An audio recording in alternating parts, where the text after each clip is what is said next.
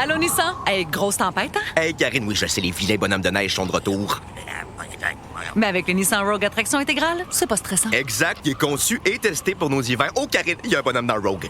Ah, c'est correct. J'ai allumé les sièges chauffants. Ah, bien joué, Karine.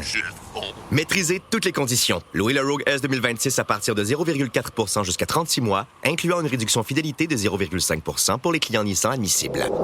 Jusqu'au 2 mars, sur approbation de crédit, les conditions s'appliquent. Détails chez Nissan.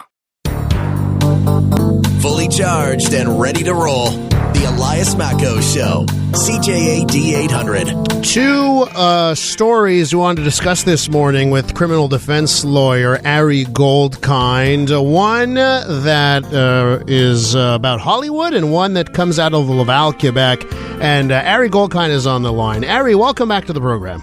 Great to be with you, Elias. So first things first, I want to just briefly get your take here. The criminal charges against Alec Baldwin in the Rust shooting, of course, this happened on the set of the film Rust. 2 counts of involuntary manslaughter, they've been dropped. What's your take on that decision? I don't know how brief I can be about it because I'm much more passionate about this one than any other. He should never have been charged. It's a disgrace that he was charged. It's completely political that he was charged. There are completely ridiculous people on anti-social media last night saying, well, he's only having the charges dropped because he's a white, wealthy Hollywood movie star. Actually, no. The only reason he was charged is because he's a white, wealthy movie star. If he wasn't white, if he was Asian, black, Muslim, or something else, he would never have been charged. This is a very ridiculous prosecution, Elias. I can explain why in 60 seconds, but I know you have the other story teed up. But it was an abomination of a prosecution that they knew from the beginning they could never prove. And what's the proof in the pudding to what I'm saying, Elias? That at every step after they announced their political prosecution of him, and I mean criminal charges, I'm not talking about civil liability, different story for a different day. Mm-hmm. That case never had legs, and even people who tend to be very pro-prosecution all said there's absolutely not only no chance that he will be convicted, and I meant zero chance, but that it was a publicity or political ploy by the district attorney and the prosecutorial team in New Mexico. And remember, they did this as they were about to run for election. Very, very different than it is in Canada, and it was a horrible, stupid, disgraceful prosecution, and I hope you can tell I'm being gentle about it. Well, and you know what? I had a follow-up, and you answered it right there about the publicity aspects of this and the election aspects. So, listen, at the end of the day, right decision made. It probably took too long to get to that right decision. Well, I'll give you a very quick reason of why I said very quickly. Yeah. There's a famous actor. I don't know him. I don't watch Marvel movies. I think they're garbage and made for kids. But there's an actor named Jonathan Majors. He's charged with beating up his girlfriend very badly, and you won't see a thing about it on CNN, the Montreal Gazette, the Toronto Star.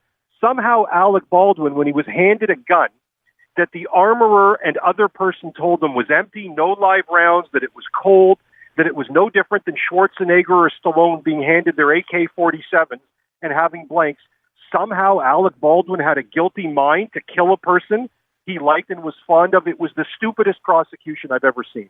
All right, Ari, let's turn our attention here to a story out of our neck of the woods.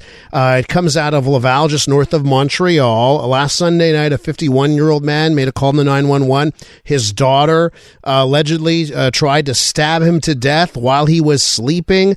Upon investigating the scene, 16-year-old girl has been charged with attempted murder, aggravated assault. Now the questions are, looks like she may be facing adult sentencing here for the severity of the incident. Ari, when it comes to criminal justice in this country, in Canada, what are the determining factors here as to whether or not a 16-year-old or a 14-year-old or a 17-year-old should be tried as an adult? Sure. So let's just break this down very simply for people who don't know the way that works. We start with the Overing principle that I believe in many ways, shapes, and forms the Youth Criminal Justice Act is a joke. It needs to be revisited. It is not serving the needs of communities. It's not serving the needs of victims. And it is literally a ruse that many of us are playing on each other. Why do I say that? There are circumstances where the YCJA, the Youth Criminal Justice Act, is great, Elias. Young people make mistakes. There could be a heat-of-the-moment fight between two people at school. Somebody shoves somebody. Somebody does something that really is a very youthful indiscretion. You don't want that to tar the rest of their life. But when you're a 16-year-old and you, the Crown will without question argue in a premeditated way, go up to a sleeping father. Now, we don't know what the backstory is here. We don't know if we're going to hear that he was abusive or that it was battered child syndrome. We don't know.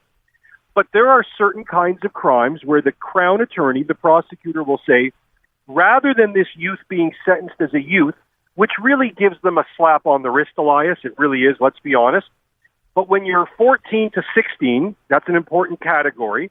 There's a category of that, of being charged youth as adult. The one we're talking about is 16 to 18, where if you're charged with, and the Crown seeks a youth as adult sentence, it makes the punishment, should the court agree to sentence them as an adult, it makes the life sentence for attempted murder, the possibility of life, you can get up to life. It makes the potential for a longer sentence or the period of parole that the 16-year-old would have to wait for, it makes it much longer.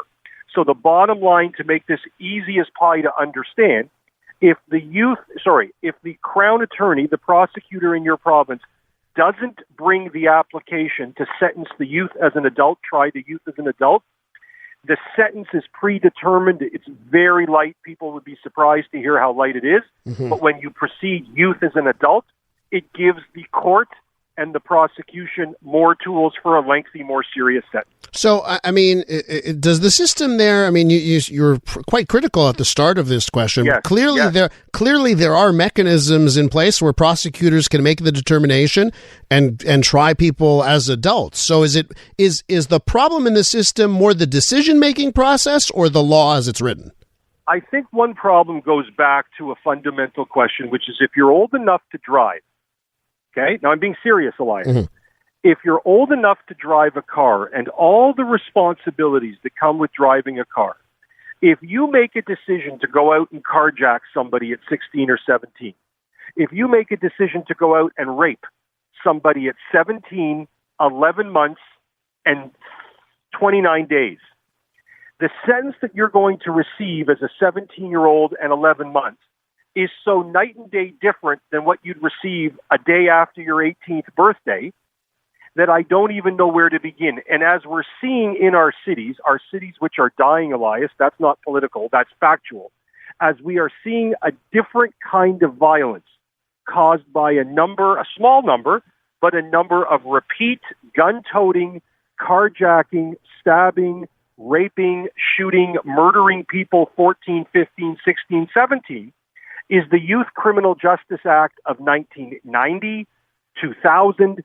2005 responding appropriately with the tools needed? I think that's at least a question that should be had in Parliament, and I can guarantee you it will never be had. Just to wrap up here, Ari, on the notion of 17 years and 11 months, and 28 days. And 28 days. But does the system, it seems to me that in our system, I'm hoping that the Crown prosecutors are like, that's an adult.